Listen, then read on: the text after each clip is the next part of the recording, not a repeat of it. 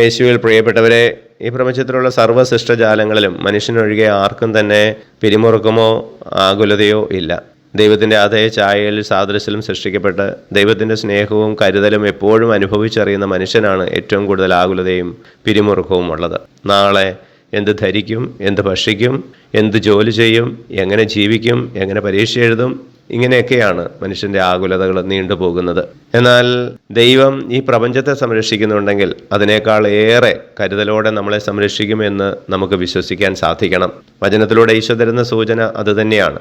ആ വിശ്വാസക്കുറവാണ് പലപ്പോഴും ആകുലതയിലേക്കും പിരിമുറുക്കത്തിലേക്കും നമ്മളെ നയിക്കുക.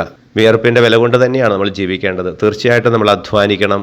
നമ്മളെ ഏൽപ്പിച്ചിരിക്കുന്ന ദൗത്യങ്ങൾ നമ്മൾ പൂർണ്ണതയിൽ ചെയ്യണം. പക്ഷേ കൂടുതലായിട്ട് നമ്മൾ അന്വേഷിക്കേണ്ടത് മത്തായി 6:33 പറയുന്നത് പോലെ ദൈവരാജ്യവും അവിടുത്തെ നീതിയുമാണ്. അപ്പോൾ ബാക്കി മുഴുവനും തന്ന് അവിടുന്ന് നമ്മളെ സംരക്ഷിച്ചുകൊള്ളും. അവിടുത്തെ വചനത്തിൽ നമുക്ക് വിശ്വസിക്കാം. ഞങ്ങളുടെ രക്ഷകനായ ഈശോയെ, ഞങ്ങളെ അനുഗ്രഹിക്കുമാറാകണമേ, ഇപ്പോഴും എപ്പോഴും എന്നേക്കും. ആമേൻ.